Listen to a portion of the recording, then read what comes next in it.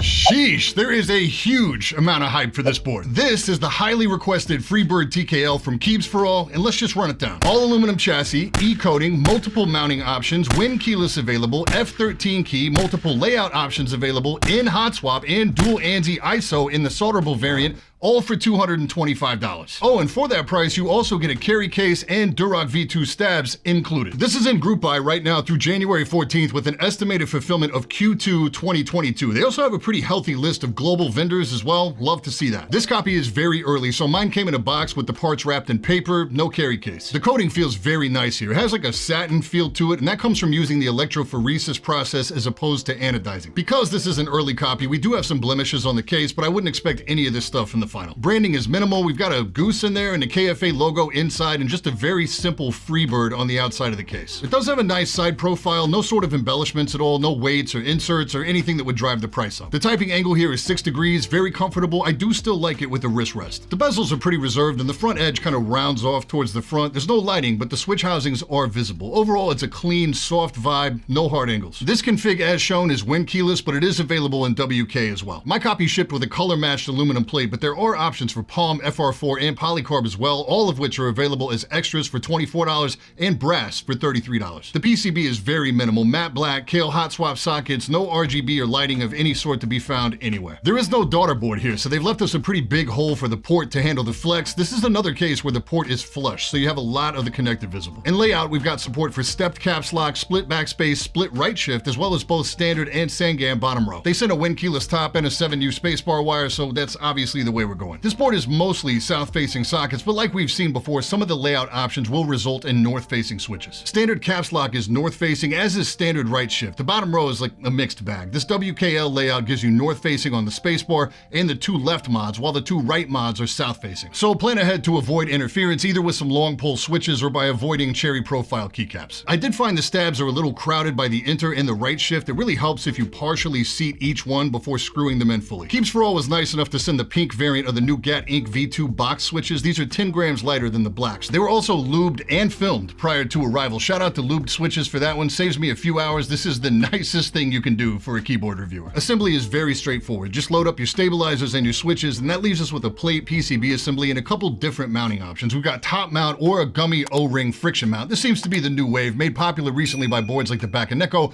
or the Unicorn if you have a big PP bank account. So we drop in the included silicone case dampener at the bottom, and this assembly just sits in here, resting on this O-ring. Then it's just fastening the top plate. Easy. You can immediately see the amount of flex here. One thing you do have to be careful with the O-ring mount is that in the corners, it's basically just hugging the edges of the switches. So once you have your whole board together, if you change out a keycap in the corner and it accidentally pulls the switch out with it, that O-ring snaps in, and there's no way you can fix that without disassembling the board. The top mount is just screwing the plate assembly to the top chassis and foregoing the O-ring. It offers a stiffer experience and a different sound.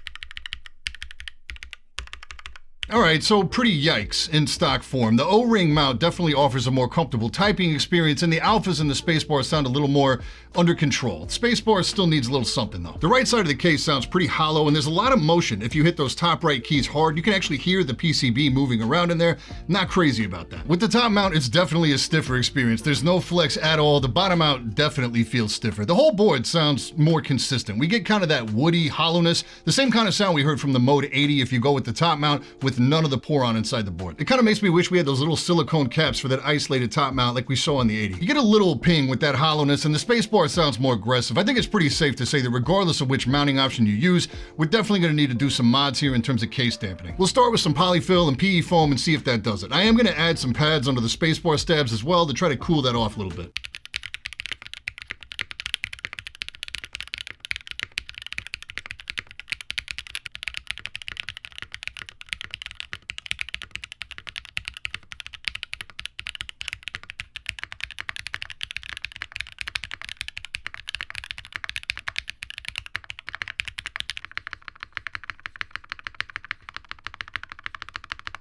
All right, now we're getting somewhere. I did go back and forth about leaving that silicone in, but ultimately went without it because with it in there, it had a tendency to dampen just the low tones, only leaving us with the clack, which I'm not a big fan of. The stab pads under the spacebar stabilizers did help, and I went back and forth with spacebar foam as well. I prefer the foam in for the top mount config, but I prefer to run it without in the O-ring config. And between the two, I like the O-ring mount better because it's a little less aggressive in the sound and a little more forgiving on the bottom mount. The dampening does restrict the amount of flex, but I think that's a good thing. We're not getting as much motion around the port area and no negative acoustic stuff as a result, so it's not bouncy, but it does feel very comfortable on bottom mount. I didn't want to tape the PCB here if I didn't have to because all those boards kind of start to sound the same to me, and I like the character that we've got going on here. It did take a little more work than I had anticipated to get here, but I'm happy with the result.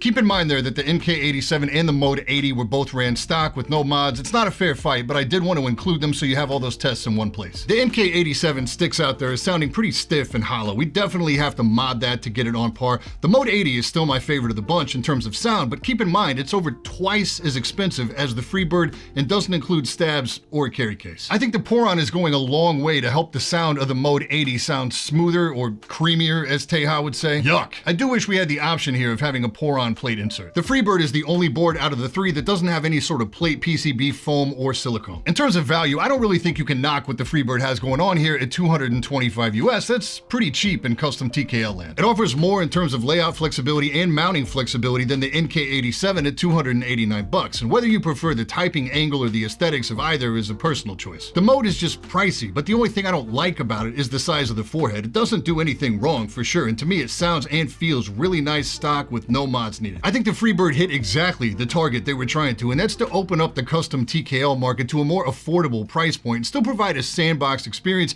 that gives you the flexibility to mod it how you see fit. It's not my favorite stock sound, but if you're willing to experiment, put in a couple hours and some dirt cheap modding materials, you can come away with a board that punches way above its price point. It's definitely the budget TKL to beat right now, at least until Keychron rolls out an aluminum TKL. So if you watch the channel regularly, you've probably heard me talk about Nebula. If you're not familiar, Nebula is our own independent streaming platform built and owned by myself and other great creators like the man for all things Apple, Rene Ritchie, the stream professor himself, Epos Vox, and resident expert on low-spec hardware, Low Spec Gamer. Nebula has exclusive content, podcasts, extended versions, even completely original features, and of course all of our videos from YouTube are there with no pre-roll ads and no sponsor reads. And the best way to get access to Nebula is through CuriosityStream, the sponsor of today's video. CuriosityStream is the world's leading documentary streaming platform with thousands of really high-quality, high-budget documentaries, and they're adding new content all the time. Right now, I'm watching a new series called Silly Sustainability with Andy from the YouTube channel How to Make Everything, as he tackles bizarre experiments like making a grass-powered lawnmower to creating lumber from cardboard